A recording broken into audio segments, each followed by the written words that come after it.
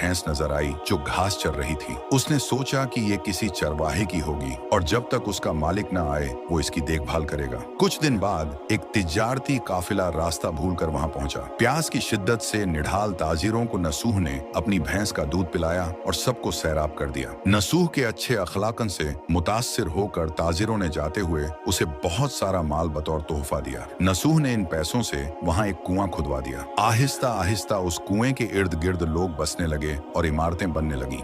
नसूह की नेकियों की वजह से सब उसकी इज्जत करते थे। नसूह की नेकी और शोहरत के चर्चे बादशाह तक जा पहुंचे। बादशाह उससे मिलने का बेहद मुश्ताक था, लेकिन नसूह ने बादशाह के पास आने से इनकार कर दिया। इस बेनियाजी ने बादशाह की मिलने की तलब और बढ़ा दी और उसने खुद नसूह से मिलने का फैसला किया। जब बादशाह नसूह की बस्ती में दाखिल हुआ, वहीं उसकी रूह कब्ज हो गई। चूंकि बादशाह बतौर अकीदतमंद नसूह के पास आ रहा था और रियाया भी नसूह की खूबियों की कायल हो चुकी थी, सब ने नसूह को बादशाह के तख्त पर बिठा दिया। नसूह ने इंसाफ का निजाम कायम किया और उसी शहजादी से शादी कर ली जिसके गोहर की वजह से उसे हिदायत मिली थी। एक दिन एक शख्स दरबार में आया और अपनी गुमशुदा भैंस का जिक्र किया। नसूह ने मुस्कुराते हुए कहा, तुम्हारी भैंस मेरे पास है और आज जो कुछ मेरे पास है वो सब उसी की वजह से है। इस पर वो शख्स कहने लगा, ऐ नसूह, जान लो न मैं इंसान हूँ और न ही वो जानवर भैंस है। हम दो फरिश्ते थे जो तुम्हारा इम्तिहान लेने आए थे। ये सब कुछ तुम्हारी